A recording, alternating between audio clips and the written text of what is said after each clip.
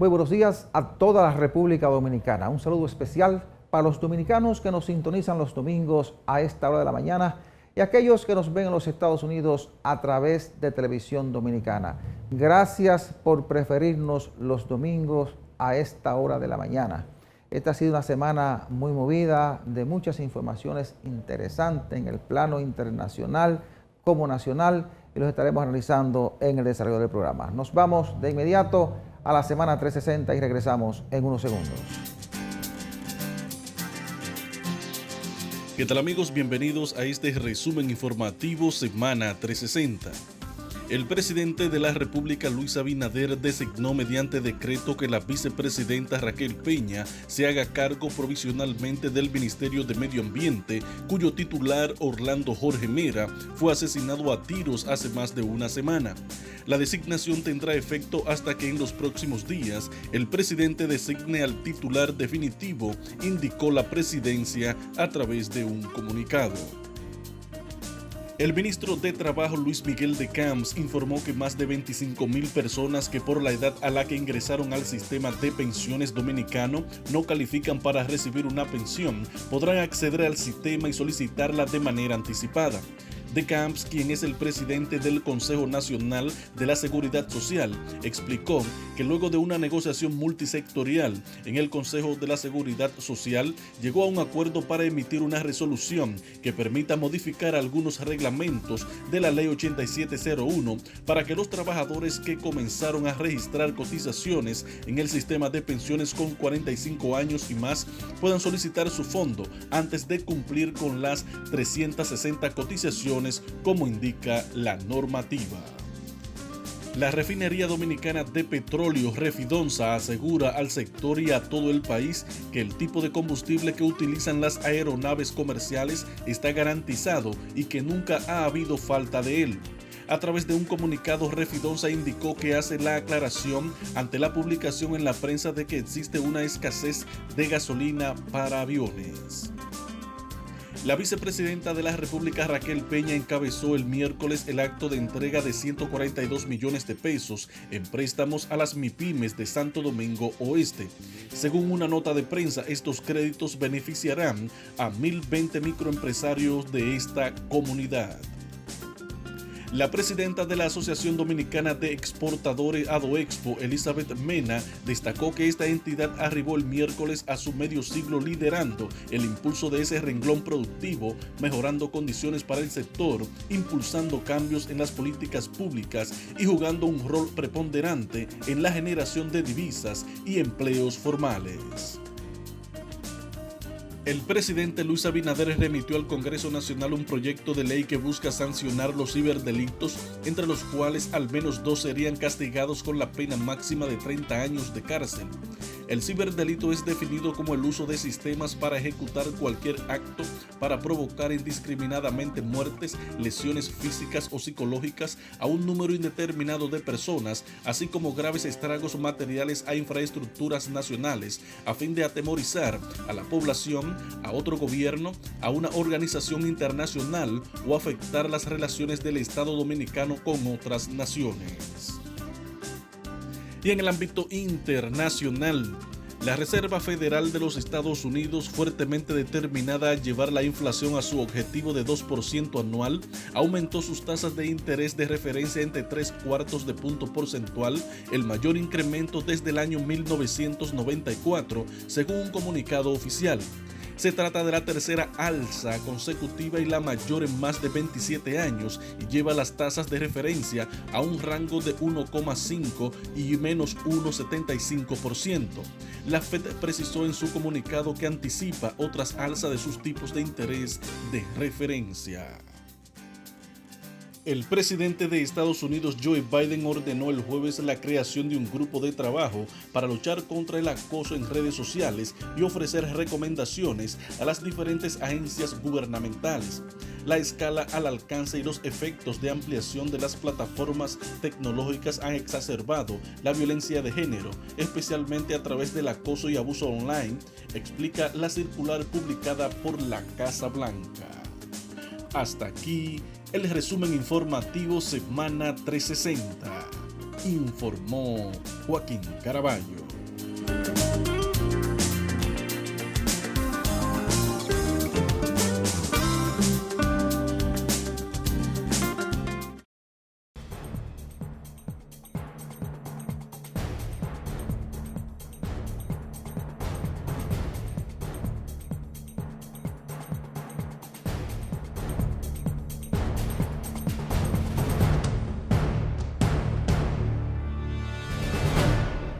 El presidente Luis Abinader tuvo una participación destacada en la 9ª Cumbre de las Américas. Digo destacada porque para nosotros como país era fundamental poner en agenda el tema haitiano y el presidente Luis Abinader aprovechó ese escenario para poner el tema en agenda, en debate, porque hasta ahora la comunidad internacional no ha mostrado interés por una solución en el tema haitiano y lo ha dejado en manos de la República Dominicana. El presidente doctor aprovechó para decirle de nuevo a los países de las Américas, a los presidentes de los países de las Américas, que la solución al tema haitiano no está en República Dominicana. De hecho, se reunió con el primer ministro Ariel Henry, discutieron temas de seguridad, temas de aduanas, también se reunió con representantes del empresariado, gente interesada en invertir en República Dominicana, y en las reuniones que sostuvieron en el marco de la cumbre, se le vio al presidente muy cercano al presidente de los Estados Unidos, lo que demuestra que tiene unas buenas relaciones con las autoridades norteamericanas. Pero lo más relevante de esta cumbre es que República Dominicana volvió a poner en agenda el tema haitiano y que la comunidad internacional debe estar consciente de que la solución no está en República Dominicana. De hecho, la reunión que sostuvo el presidente Luis Abinader con el primer ministro haitiano Ariel Henry provocó una situación un poco incómoda porque las autoridades haitianas comunicaron luego de la reunión que se había llegado a un acuerdo para regularizar a los inmigrantes haitianos que viven de manera irregular en República Dominicana. Lógicamente, pocas horas después el presidente Abinader aclaró que no podía hacer un compromiso de esa magnitud, pero el presidente Henry, el primer ministro Ariel Henry, dijo que lamentable percance, pero no aclaró absolutamente nada. Eso indica que la diplomacia haitiana dejó en el ambiente un asunto que le interesaba. A grosso modo, la comunidad internacional, lo que uno espera es que a partir de ahora pueda asumir esa preocupación del presidente de la República y que uno pueda ver en el corto y mediano plazo algún tipo de reacción. ¿Cierto? Tomando en cuenta que es un problema que, aunque ahora nos afecta de manera directa a nosotros, pero también pudiera afectar a otros países que, producto de la situación de presión que se produce en República Dominicana, se puedan ver reflejados. Nosotros los dominicanos tenemos una debilidad estructural desde que se fundó como república esto aquí. Sí. A tal punto de que los haitianos, que son sumamente habilidosos para aprovechar eso, saben que tenemos esa debilidad. No hay una cohesión interna aquí. Es decir, usted observa que aquí los gobiernos más funestos son los que más claro han tenido ese problema. Oiga usted, cuando digo así los más funestos, para que se esté claro. Entonces, además, han tenido, sin embargo, esos gobiernos funestos han tenido una diplomacia de alto nivel. Fíjese bien, póngase a buscar los diplomáticos de cuando Trujillo, los diplomáticos de cuando Balaguer. No eran cualquiera. Fíjense usted a quién mandaban allí, a quién mandaban acá. Pero después que vinimos con el periodo democrático, con la apertura, ha sido un relajo. Fíjese, ni los Estados Unidos, ni Francia, ni ningún país del primer mundo está interesado en resolver ese problema de Haití, porque ellos fueron los primeros que lo causaron. Sí. Primero fue Francia, que para reconocerle a Haití su independencia, que fue muy sangrienta, a costa de la vida de sus blancos y sus explotadores, lo obligó a reconocer 150 millones ¿cómo se llama? De suizo, en esa época, eran como marcos suizos, algo así, que equivalen como a 60 mil millones de dólares de hoy. Y los haitianos tuvieron que pagar esa deuda. Y eso es una de las causas. Otra fue que los norteamericanos invadieron a Haití y destruyeron la escasa institucionalidad. Entonces, a ellos no les interesa eso. A ellos lo que les interesa es presionar. Porque fíjense, incluso el presidente Abinader, yo de verdad que admiro la actitud de él. Como ciudadano sin importancia, digo, este señor está haciendo un esfuerzo increíble, sobrehumano, en un país en donde es palos y boga y palos y no bogas. Él está haciendo algo que hay que apoyarlo y aplaudirlo. Porque usted ve, por ejemplo, los haitianos tiraron ese gancho porque ellos sabían que él no había firmado, porque no es verdad que una persona como el presidente va a firmar una cosa así. No, es que tampoco podía firmarlo. Que no puede hacer eso. Porque es un asunto que se debía analizar a profundidad. Mire, no, porque no solamente ese es del supuesto acuerdo, que los haitianos son unos vivos, ellos siempre están buscando, que no pudieron engañar, fue ni a Trujillo ni a Balaguer, no lo pudieron engañar. Pero nosotros nos han engañado. A menos de que hay mucha gente aquí que es muy suave para el problema haitiano. Si hubiera firmado, por ejemplo, el presidente, que eso no se está mencionando mucho, el supuesto acuerdo de la ONU para la migración, bla, bla, bla, al otro día vamos a tener nosotros aquí 500,000 haitianos metidos aquí. Que fue una buena decisión del presidente. Pero claro que sí. Incluso pudiera firmarlo más adelante, si conviene a la República Dominicana. Que no lo puede firmar. Fue una buena decisión porque ese acuerdo pudiera dejar abierta una puerta peligrosa para la República Pero le Dominicana. estoy diciendo que al otro día, porque hay que entender las cosas desde el punto de vista pragmático, no teórico, pragmático. Si hubieran firmado ese documento, la República Dominicana está en una situación muy delicada, con un país que es una bomba de tiempo, como es Haití. Son 11 millones y pico de personas desesperadas. De ahí por lo menos 10.900.000 están locos por irse de ahí. ¿Y cuál es el tránsito natural? Recuerda la novela de Freddy Prestol, el masacre se pasa a pie. Claro, es la forma más fácil. Pasar por República Dominicana. O sea que yo le digo la verdad, yo no tengo muchas esperanzas de que este país pueda sobrevivir. En 50 años este país, yo no sé. No sé, usted dirá que yo soy, pero no lo sé. Fue una buena decisión del presidente ir allí Hay que a poner el tema. Hay que claro que aplaudirlo. sí. Lo han hecho la mayoría de los presidentes que hemos tenido. Sí. Lo hizo Leonel Fernández, lo hizo Danilo Medina en cada escenario y esto lo está haciendo con determinación. Porque es que el tema haitiano hay que mantenerlo en los foros internacionales para que la comunidad internacional pueda mirar hacia República Dominicana. Déjame aclarar algo. Porque usted sabe que yo no tengo ninguna posición partidaria en ningún sitio. Ya. Pero al presidente actual, oye, le hicieron heredar esa herencia maldita. Porque aquí hubo una decisión de tipo jurisdiccional, desde el punto de vista constitucional, que estableció cosas que no le gustaron a mucha gente. Sin embargo, violentando esa sentencia, se creó una ley para regularizar gente. Gente que ni siquiera había estado nunca aquí. Falsificaron, ahí hubo de todo. Entonces, ¿cómo le digo? Le dejaron ese problema. No, el problema está de hace mucho tiempo. Pues, pero le estoy diciendo, eso no lo crearon. No es de ahora. No lo creó este señor. señor. Porque hace mucho tiempo que Haití viene en crisis. ¿Pero qué le estoy diciendo? Y la gente, como usted bien lo acaba de decir, su paso más fácil y natural es por República Dominicana. Claro que sí. Es un problema que viene de hace mucho tiempo. Ahora, lo que yo digo es que hay que aplaudir que haya llevado el tema al ánimo de la comunidad internacional y que hiciera la aclaración rápidamente con relación a la jugada maestra que quiso hacer la diplomacia haitiana. Que los americanos deben abrir sus fronteras a los haitianos, ellos, abrírsela a ellos. Claro. Bueno, es que para ellos llegar a Estados Unidos tienen que hacerlo por vía. Sí, pero tienen que abrirle la frontera a ellos, no nosotros. Sí, pero entonces, hace rato que estamos yéndonos al punto del acuerdo que el presidente Abinader no firmó y que dijo que va a convocar al Consejo de Migración, ese punto es muy interesante porque, o sea, lo que dice en un aspecto, que los países firmantes se comprometieron, entre otros asuntos, a expandir oportunidades de emigrar legalmente para contener la llegada de indocumentados, pero para llegar a la frontera de Estados Unidos, porque Estados Unidos lo que quiere es buscar una solución a su presión migratoria. Yo le diría con eso de franceses. Nunca se habló de la presión migratoria que tiene República Dominicana. Si se firma eso, yo le voy a decir lo que dice los franceses. C'est catastrophe. Olvídese, mire, que suena igual que en español. Una catástrofe si se hace eso aquí. Bueno. Pero imposible. Claro. La República Dominicana lo que tiene que aplicar las leyes migratorias.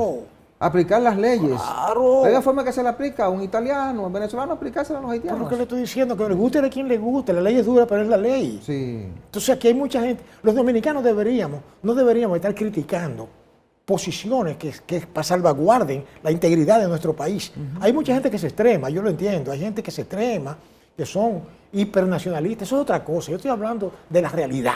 Claro. Este país, nosotros tenemos que preservarlo. Que la realidad es peor ahora. Porque ser presidente no es solo un asunto de presión migratoria, ya es un asunto también de seguridad, porque de aquel lado las pandillas controlan una buena parte del territorio. Bueno. Así que el problema es grave. Que no veamos, entonces, el despertar de una pesadilla. ¿Fue correcta la participación del presidente? Claro que sí. Poner el tema de la presión migratoria haitiana ahí en el debate internacional al presidente. Y no haber firmado hay que el documento ese que no se firme de la nada, cumbre. Así es. En absoluto. Nos vamos a la pausa.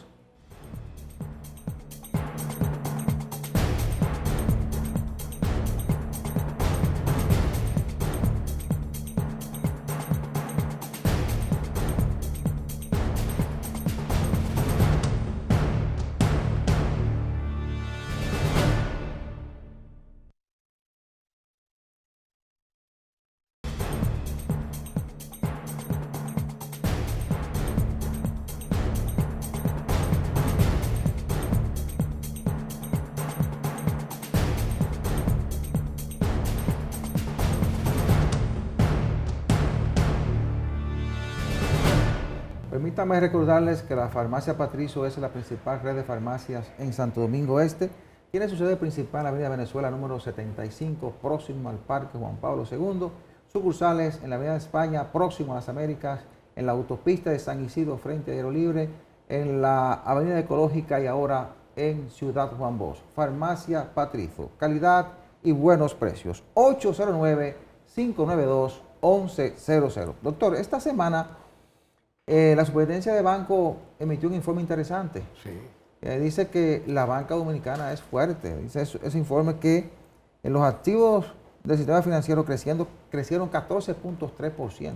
Es decir, que la banca dominicana, pese a la crisis que ha habido a nivel internacional, sigue siendo una banca fuerte. Dice que los activos ascienden a 2.76 billones de pesos, el 51% del Producto Interno Bruto. Exacto. Mire, yo le voy a decir una cosa. Los primeros trabajos que yo tuve fue en el mundo bancario. Sí. ¿Verdad? Yo fui empleado de bancos, diferentes bancos, y llegué a ocupar hasta cierta posición también. Y le puedo decir a usted que la banca dominicana, yo creo que es una de las bancas más estables y más confiables de todo el área en nosotros vivimos, Caribe, ¿verdad? Centroamérica, Sudamérica. Porque, por ejemplo, los bancos nuestros, a pesar de todas las conspiraciones, a pesar de todas las diabluras que se le han, diríamos, desarrollado en su alrededor, ha salido airosa. La gente confía en el banco. Pero que los bancos ejecutan su actividad en base a 4 elementos fundamentales que los resumen así. La cartera de crédito, una cartera de crédito fuerte, orientada, no hable, por ejemplo, orientada a la producción, al consumo, lo que se llama el encaje legal, ¿verdad? Qué cantidad dedicada al consumo, qué cantidad dedicada a la producción, etcétera. Está el caso de las provisiones, ¿verdad? Precaver antes que remediar. El asunto de la morosidad y reestructuraciones, que hay un índice de morosidad muy bajo aquí, porque las políticas que se utilizan aquí son muy adecuadas, ¿verdad? Y los bancos se manejan correctamente en eso. Y también está el caso de las utilidades, porque el banco es un negocio y tiene que tener ganancias. Y las utilidades fueron muy buenas, 16.900 y pico de millones de pesos. Eso indica que los bancos son fuertes. Exacto. Tienes recursos para invertir. Cuando hay recursos para invertir, eso significa desarrollo. Claro que pero sí. Además, cuando tú tienes una banca fuerte, hay garantías de que los recursos que tú te has ahorrado están bien protegidos. Exacto, eso demuestra que la banca nuestra de hoy es una banca que está muy moderna, muy actualizada, porque inclusive se ha tenido que mirar en los espejos, ¿verdad?, de errores del pasado que cometieron otras personas, pero para que no se repitan esas cosas. Y yo creo que usted duerme tranquilo con usted sus ahorritos, ¿verdad?, que usted le ha costado sangre, sudor y lágrimas. Usted sabe que están en buenas manos. Así es. Como dice el campo, que en buenas manos está el pandero. No, y eso es importante, doctor, porque cuando uno habla de la banca, no es simplemente de que tiene mucho dinero, no es simplemente de que se han ganado un buen dinero, es que ahí es que está el dinero de la gente. Efectivamente. Y si tú tienes una banca fuerte, con recursos bien manejados, la gente tiene la garantía de que los fondos que ha ahorrado para cualquier emergencia o para garantizar su futuro están bien guardados, están bien administrados. Y eso da un fruto inmediato y es la confianza. La palabra confianza es fundamental para eso. Claro. Porque usted le va a entregar su dinero, yo lo digo porque eso es lo que hace un banco. El banco lo que hace es recibir el dinero suyo. Claro. Para prestárselo a otro. Cuando no hay confianza, los bancos no prosperan. No. Porque si nos vamos un poco al pasado, ¿qué es lo que se ha llevado de paro a algunos bancos? Los rumores, cuando tú creas desconfianza en los ahorrantes y se provocan retirada de recursos, eso te provoca un problema. Pero ahora mismo aquí no tenemos ese tipo de problemas. La banca desde hace un buen tiempo para acá está muy bien supervisada, pero además de estar muy bien supervisada, se está manejando con criterios muy adecuados, que son una garantía para el país. Además, se han convertido en motor de desarrollo porque la mayoría de esos fondos, observe que la mayoría de los préstamos fueron al sector privado. La mayoría de los fondos están yendo a la inversión, que eso es desarrollo. Claro. Mire, de lo primero que yo aprendí, cuando yo hice curso de banca también, lo primero antes de estudiar Derecho, es que los bancos funcionan en base al principio de que no todo el mundo vendrá al mismo tiempo a retirar su dinero. Eso es lo que crea crisis en los bancos. Y la gente deja su dinero tranquilo ahí. ¿Por qué razón? Porque sabe que ese dinero no lo pueden guardar tampoco en una caja fuerte. Porque el dinero no se reproduce él per se. Tiene que ser invertido. Entonces, el banco asume riesgos también, ¿verdad? Y ahí es que está el truco, ¿verdad? Y la ventaja. Porque que si usted hace una inversión de motu propio, usted se arriesga. Pero a través de un banco, usted tiene su dinero depositado ahí, usted hace su negocio. Obviamente, las cosas están cambiando, las políticas de crédito están cambiando, ¿verdad? Y espero que cambien a mejor para los fines de que usted reciba mejores beneficios. Bueno, otra noticia vinculada a la banca y a la economía que es de mucho interés para la gente es una decisión de esta semana del Consejo de la Seguridad Social que decidieron entregarle sus recursos a unos 25,000 afiliados a la Seguridad Social que entraron al sistema con 45 años o más al momento en que entró en vigencia la Seguridad Social, que fue en el año 2001. Van a devolver 7,000 millones de pesos y eso es importante porque aunque hay un mecanismo, parece que la burocracia impedía que la gente lo pudiera conseguir con mucha facilidad. Ahora se le va a facilitar las cosas a la gente para que lo pueda retirar. Ojalá que entonces la gente pueda utilizar bien esos recursos. Ya no califican para una pensión, por eso se lo van a devolver, porque no tienen la cantidad de cotizaciones suficiente como para la pensión, pero por lo menos que inviertan bien esos recursos que le van a devolver para que los puedan aprovechar. Déjeme decirle algo. Yo, como uno conoce algo de economía, de finanzas, esas cosas, a mí lo que me preocupa es que el dinero que posiblemente reciban esas personas no está indexado. Es decir, que ellos cuando hicieron eso, una persona que tenía 40 y pico de años cuando empezó y va a retirarse ahora, a retirar el dinero ahora, cuando tiene 60, 65, ese dinero no es lo mismo. Ese dinero, creo que usted me sigue, o sea, el poder adquisitivo de ese dinero no es lo mismo. Aunque el trabajo que hacen las administradoras de fondos de pensiones es la inversión para que el dinero vaya en un proceso de pero que es una cuestión de la indexación. Porque los bancos se ganan el indexado. ¿Usted comprende? O sea, porque usted tiene, por ejemplo, 1 millón de pesos en un banco, 10 años, y cuando el banco le va a devolver, le devuelve 1 millón de pesos. Por eso es que mucha gente a veces prefiere ahorrar en otras cosas. Yo digo que es bueno invertir en pero bienes raíces. De los fondos de pensiones no es así, porque ese millón de pesos que usted tiene se invierte y las ganancias se la van acumulando a su ahorro para el retiro. Ahora, todo el que entró a la Seguridad Social, a la Administración de Fondos de Pensiones, en el 2001, si tenía más de 45 años, fue un asunto opcional. Cierto, mira, porque tú vas a entrar, sabes que tú posiblemente no califiques para una pensión, pero tendrás la opción de retirar tu dinero. Ahora recuerdo yo una persona que entrevistamos aquí, ¿verdad? Que maneja eso, que él dijo que creo que le hablamos de ese tema. Él decía que en realidad la mayor parte del dinero que se va a recibir no fue aportado ni por el trabajador ni por el patrono, sino por el producto de la inversión también. De la inversión, claro, que es el trabajo que tiene que hacer la AFP. Entonces eso sí más o menos eso cuadra y palía, sí. Claro, que la AFP gana dinero, pero bueno, también tú ganas porque ese dinero se va multiplicando. Pero vamos a hacer como dice un famoso banquero de banca de juego, dice que no caliente tu dinero, o sea que no lo calienten mucho, que le devuelvan esos chavos a la gente lo más rápido posible, ¿verdad? Bueno, así es, pero es una decisión interesante porque va a facilitar que esa gente tenga acceso a esos 7,000 millones de pesos, además es una inyección más para la economía.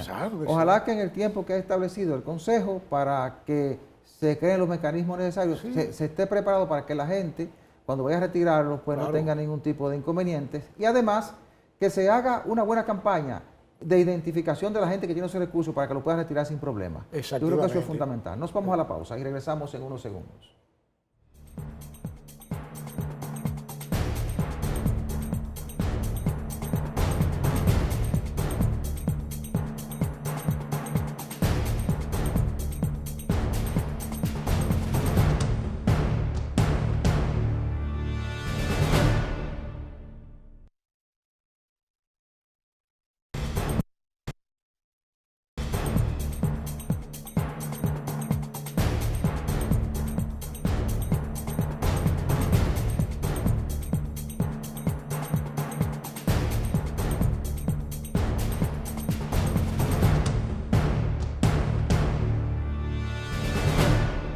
La farmacia Patricio es la principal red de farmacias en Santo Domingo Este. Tiene su sede principal en la avenida Venezuela número 75, próximo al Parque Juan Pablo II.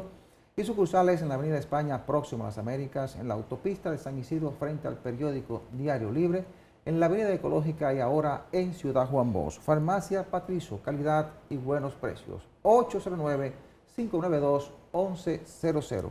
Esta semana, doctor, fuimos sorprendidos con un proyecto de ley aprobado en la Cámara de Diputados de urgencia para dividir la provincia de Santo Domingo, que está creando la provincia Matías Ramón Mella.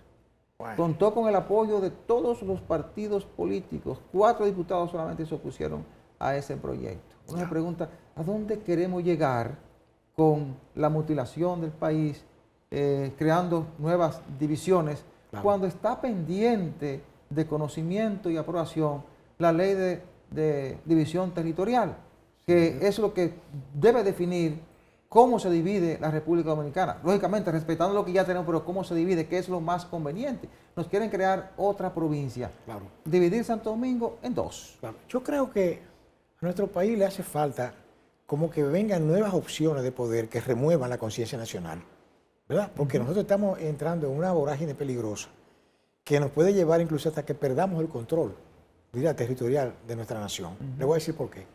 Por ejemplo, Cuba, que es la que nos queda, ¿verdad? De las Antillas Mayores, ¿verdad? Puerto Rico, Hispaniola, Jamaica, Cuba. Cuba es la más grande de las Antillas. Tiene 110.000 kilómetros cuadrados de extensión superficial. Nosotros tenemos 48.000. Cuba tiene 16 provincias y antes de la revolución tenía 14, creo que era. Y la revolución, en 62 años, apenas creó 2. 2 apenas por razones políticas, pero no por razones económicas, sino la Isla de la Juventud, creo que era, no sé, etcétera. Y un distrito que es La Habana, que es como decíamos el Distrito Nacional aquí. Pero aquí nosotros tenemos 48.000 kilómetros cuadrados. Oye, pero es vergonzante que Haití, ¿verdad que Haití lo que tiene son 27.000 kilómetros cuadrados? Sí. Aunque Haití sigue creciendo. ¿Dirá qué? Sí, sigue creciendo. Porque Haití no tenía esa cantidad. Yo con un pedazo cada rato. Pero estoy diciendo, por ejemplo, al único le tumbaron el pulso al jefe con el rector de la miel, que el jefe tuvo que ceder 400.000 hectáreas, porque ya lo habían ocupado ahí. Y eso lo hizo que creció un poco. Pero aún así, Haití se divide en departamentos. Creo que tiene 6 departamentos. Entonces aquí, cada vez que los políticos quieren sumar, ¿verdad?, a sus nóminas de botín, como le llaman los norteamericanos, el spoil system, es decir, el reparto de los restos de la lucha política. Aquí no estamos buscando algo. Yo no sé si aquí sucederá. Quizás yo no esté en el planeta, no lo sé, porque como esto uno va y viene, ¿verdad? Uno se va, otro nace nuevo. Pero uno lo dice y lo escribe, porque si acaso algún tataranieto diga, pero mira, eso se dijo aquí, que iba a llegar eso aquí. Pero realmente es lamentable que estos legisladores que hablan tanto de respeto por la ley. Mire, yo creo que eso de la división territorial debería ser algo que sea controlado por la Constitución. Aquí debería venir algo que una vez se legisle. Y frisarlo. Sí, como que la Constitución que haya aquí en el futuro, que venga un movimiento poderoso, diga, no, aquí lo que va a hacer es esto. Aquí lo que hay que disminuir las provincias. Hay demasiadas provincias. Y la cantidad de personas en una provincia no puede determinar que eso sea provincia. Usted tiene, por ejemplo, el caso de Pedernales, que en Pedernales 3.000 personas deciden un senador. Entonces te pregunta, imagínese. Óyeme, entonces cada vez que haya 200.000 en un lugar, ¿vamos a crear una provincia ahí? No sé. No. Eso es una cosa y tampoco se puede legislar en función de los intereses de un partido o de alguien en particular. Se debe legislar en función de los intereses de la nación. Y uno se pregunta, ¿es importante en este momento dividir Santo Domingo para crear otra provincia? No, eso no aporta nada. Eso no aporta nada. Eso, al contrario, lo que hace es que te genera más presión sobre el presupuesto. Un senador más, que habrá que buscarle un buen dinero mensual de salario, además del barrilito que hay que darle. Pero además un gobernador, una serie de estructuras que hay que crear, etcétera, etcétera. Una corrección. Otra carga para el Estado. Una corrección aporta a los bolsillos. Pero claro. Yo sí estaría de acuerdo, doctor, con algo que se planteó. Fue un debate que se dio previo a la división del Distrito Nacional Antiguo, ¿verdad? Donde se creó la provincia de Santo Domingo. Y es la creación de municipios. Que tú puedas entonces, a través de las alcaldías, los gobiernos municipales, manejar pequeñas demarcaciones. Eso es para hacer un mejor manejo de la zona. Eso lo planteó, creo que José Francisco Peña Gómez previamente, pero era porque entendía que la capital era demasiado grande para un alcalde. Pero senadurías. Déjame aclararle algo. Senadurías. Déjame aclararle algo. Lo que el doctor Peña Gómez planteaba no era eso que hicieron. No, claro que no. Él planteó algo que él lo influyó Francia, porque él tuvo un tiempo en Francia y estudió allí. A él lo influyó lo que le llaman los franceses arrondissement. El arrondissement es como las circunscripciones, ¿verdad? Que están alrededor de París. Hay desde el arrondissement 1, 2, 3, 4, 5. Entonces, ¿cómo le diría yo? Incluso eso lo vi yo también en Buenos Aires. En Buenos Aires está lo que se llama la capital federal, pero entonces está lo que se llaman ¿verdad? Las provincias de Buenos Aires. Es decir, que aquí lo que se tenía que plantear era eso que usted acaba de mencionar. Claro, para manejar cada zona con un pequeño presupuesto, responsable de manejar cada exactamente, zona. Pero cualquier persona que se cree un patriota de nuevo cuño va a dividir el país para él ser el jefe de eso ahí. Es un disparate. Uno aspira a que ese proyecto tenga una suerte diferente en el Senado de la República. Debería ser rechazado. Claro, eso es una aspira. Pero partiendo de que los partidos lo aprobaron prácticamente en su totalidad en la Cámara Baja, cierto, y que parece que tienen intereses comunes cuando se trata de este tipo de casos, quizás pase en el Senado, pero lo correcto sería que eso no pase por el Senado. Yo no sé si yo estoy sobreestimando la capacidad del electorado dominicano, quizás lo estoy haciendo, pero el electorado dominicano debería darle una lección a los políticos aquí. Y debería elegir un Congreso que ellos no se imaginaran jamás. Creo que usted me está entendiendo. Yo lo que siempre he planteado es eso, un Congreso multicolor, que les resulte totalmente difícil, porque esa gente que está ahí con escasísimas excepciones, que son honrosísimas también, porque he visto incluso legisladores del partido del gobierno que no están de acuerdo con eso. Por ejemplo, en el Senado, que se han declarado, pero al final de cuentas uno no sabe si se verán arrinconados por la realidad y estirarán su voto. Mira, voto por esa iniquidad, como decía la historia. Voto por esa iniquidad. Nosotros tenemos 32 senadores. Óigame, hermano. Si aprobamos esto serían 33. Por favor, ¿para dónde vamos a llegar? Estamos casi llegando a la cantidad de divisiones que tiene Estados Unidos. Bueno, hermano. Estados Unidos, que es pero no solamente eso. Israel tiene, oiga, la mitad del territorio nacional. Tiene 24.000 kilómetros oficiales. 24. Y es una potencia mundial, Israel, porque la cuestión está en su gente, en lo que tiene la gente aquí, no es lo que tú dices. Ni en las divisiones. Pero que lo estoy diciendo, es lo que existe son, ¿tú entiendes? Y mire, está rodeado de enemigos por todas partes. Y mire el poder que hay ese pueblo. Que les guste o no lo que ellos hacen, a usted o a mí, no importa. Pero ellos saben lo que tienen entre manos. Y es un país pequeño, un pueblo pequeño que se metió ahí a la fuerza, como usted quiera. Pero están ahí. ¿Entiendes? Bueno, ojalá que nuestros senadores, cuando llegue este proyecto, lo manden a una comisión y entonces se concentraran en el proyecto de desarrollo territorial para que ahí se defina qué es lo que más conviene. Si hay que eliminar algunas provincias, que se eliminen, porque como usted bien decía, este país no necesita más de 15 o 16 provincias. En las que no tengan la categoría. Yo creo que 20 es demasiado. Estar en la categoría. 20 es demasiado. Y entonces, aunque eso te trae muchos inconvenientes, porque después de que tiene un espacio ganado, la gente no le gusta perderlo. Pero hay que definir el territorio. Claro que sí. Esa ley de territorio es la que hay que discutir y en función de eso tú creas las demarcaciones que necesita realmente la sociedad dominicana. Así es. No se puede estar dividiendo por el capricho o por los intereses de un partido o de alguien en particular. Nos vamos a la pausa.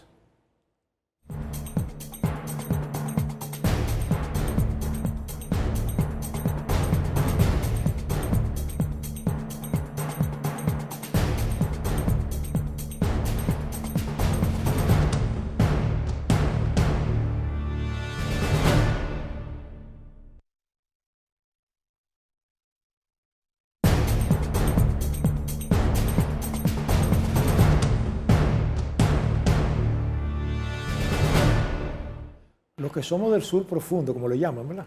El sur que está más depauperado económicamente. Tenemos un refrán que dice, no es lo mismo llamar al diablo que verlo llegar, decimos nosotros. ¿Y por qué yo cito ese refrán? En ocasión de la llegada de los huracanes, que los huracanes son algo natural.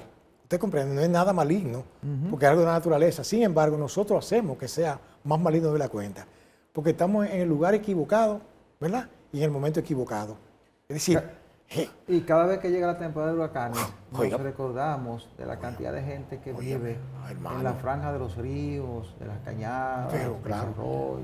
Pero ¿por qué están esas personas ahí? Por los políticos, los culpables son los políticos. Por una irresponsabilidad Sí, de exacto. nuestros políticos, la gente Exacto. que ha administrado el Estado. Claro. Sin embargo, doctor, yo creo que se pueden hacer cosas Sí, pero- que contribuyan a cambiar eso.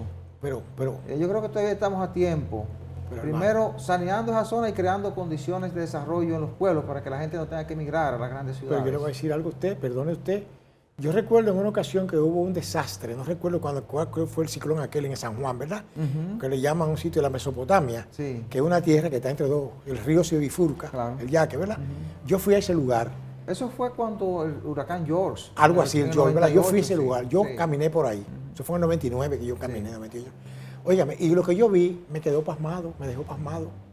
Porque ahí hay, yo fui muchos años después. Un pueblo entre dos ríos. Sí, por eso le llaman Mesopotamia, Sí, por eso que claro, significa claro, Mesopotamia. claro. Entonces, ¿qué pasa? Que cuando yo vi lo que hubo después, 10 años después, yo me quedé estupefacto. Ahí hay casas de 4 pisos y 3 Sí. pisos. Después de ¿Por que qué? murieron cientos de personas, Por lo que le estoy diciendo. volvieron a construir. Porque a eso- la gente se le olvida. Es lo que le estoy diciendo. Entonces nosotros los dominicanos tenemos ese problema, que tenemos una memoria histórica fallida en ese sentido. No nos recordamos de las grandes desastres. Porque es que, por ejemplo, donde hubo un río, ese río recupera su espacio. Pero doctor, eso es verdad. Pero la gran cuota de responsabilidad, como usted decía al principio, está en las autoridades. Exacto. Porque la gente emigra buscando oportunidades. Eso no es menos de ahí. Y si lo poco que puede conseguir al llegar a la capital o a llegar a Santiago, a llegar a otra de las grandes ciudades, es vivir a la orilla del río, lo va a hacer. Porque lo que está tratando de sobrevivir ahora, el responsable de aplicar las políticas, primero para que la gente no emigre del campo a la ciudad, es la autoridad, es el gobierno. Cierto. Entonces, pero además, la responsabilidad de evitar que se aposenten esos lugares. Es decir, aquí se ha aplicado una política de dejar hacer, dejar pasar. Sí, laissez-faire, sí. Y eso Sí. lo estamos cosechando hoy. Esos son los Claro. problemas que estamos cosechando hoy. Pero- Entonces, yo creo que hay que comenzar a trabajar con eso. Sí. Y hay 2 o 3 ejemplos de cosas que se pueden hacer. Por ejemplo, el desalojo que se hizo en la Barquita Vieja es un ejemplo de cosas que se pueden hacer. Se identificó el problema, se sacó a la gente, se recuperó el espacio y se llevó a un lugar digno. Claro. Pero ahora se está haciendo una avenida a orilla del río Osama, en la Ciénaga y los Guandules. Se está sacando la gente, se está ampliando las calles, se está haciendo una avenida para que no se vuelvan a mudar ahí. Claro. Se está recuperando para aprovechar ahora. Yo lo digo que se puede hacer porque ya tenemos el problema. Se Cierto. tiene ahora que buscar una solución y crear condiciones para que otros no lleguen. Pero vamos a hacer una cosa también pragmática. Yo he caminado a varios países de aquí, de América Latina, y he visto, ¿verdad? Y tengo relaciones con amigos y cosas. Y he observado que el único país, me lo han dicho gente de esos países, el único país donde una persona sale de su casa para irse a otro pueblo, a otro lugar, sin tener nada ahí. Yo salgo a la buena de Dios. Y cuando yo llego, veo una tierra ahí, me meto ahí y yo me hago dueño. Eso nada más se ve aquí. Déjeme aclararle, por ejemplo, en Cuba, una persona no puede irse a vivir, por ejemplo, de Santiago de Cuba a La Habana. No puede ir, usted dice, ¿qué? Tú tienes derecho a... Sí, tú puedes moverte, pero tú no puedes mudarte, porque las leyes le prohíben eso, las leyes que ellos tienen ahí. Usted puede estar de acuerdo o no con ellas. Pero si usted no tiene, por ejemplo, en el mismo México, tampoco usted puede irse de un pueblo a otro pueblo si usted no tiene un referente, un espacio, alguien lo va a recibir. O sea, solamente usted ve aquí que hay personas que migran y se establecen en lugares que ni siquiera son de propiedad pública. Sí. Incluso aquí hay una cantidad enorme de terrenos. Yo que trabajé muchos años en la abogacía y trabajé con asuntos inmobiliarios, que hay gente aquí que ocupan grandes extensiones de terreno que tienen dueños, de acuerdo a nuestro sistema, ¿verdad?, de apropiación. Claro. Y no hay forma. O sea que ya eso, yo creo que se puede empezar a buscarle solución, pero eso ya está como muy metido el problema.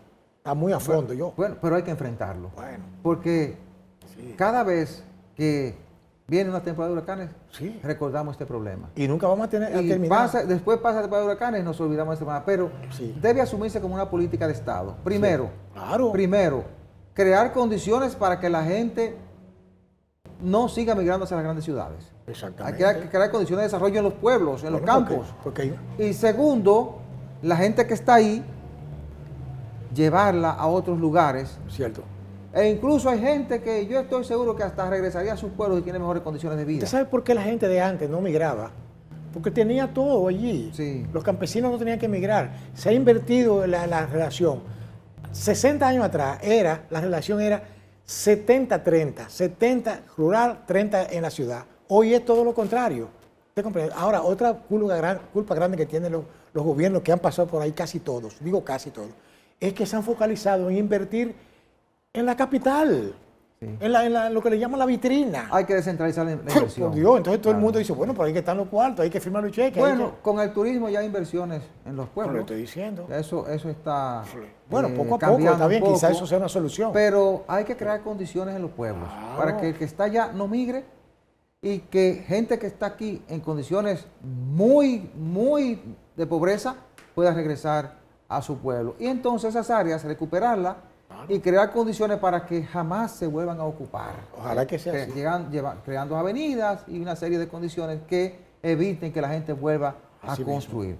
Bueno, la semana que inicia va a estar muy centrada en los debates en torno a la investigación al ministro y director de Proyectos Especiales, Neney Cabrera, ¿verdad? Que la Suprema Corte de Justicia ha abierto un caso, se ha dicho que es un asunto familiar, pero también hay un asunto con una investigación que ha hecho un programa de investigación periodística. Entonces esto se va a estar debatiendo esta semana. También el oficialista Partido Revolucionario Moderno tiene una actividad hoy domingo en la capital, una actividad de masa donde ahí van a hacer anuncios importantes para salir a defender el gobierno del presidente Luis Abinader. Y el tema migratorio también estará muy presente porque se tiene pendiente la convocatoria del Consejo de Migración para el presidente discutir y debatir con los especialistas en la materia el asunto del acuerdo o de los resultados de la Cumbre de las Américas. Señores, hemos llegado al final del programa. Muchísimas gracias por la atención prestada. La cordial invitación para el próximo domingo a la misma hora y por este canal. Buena suerte, buenos días.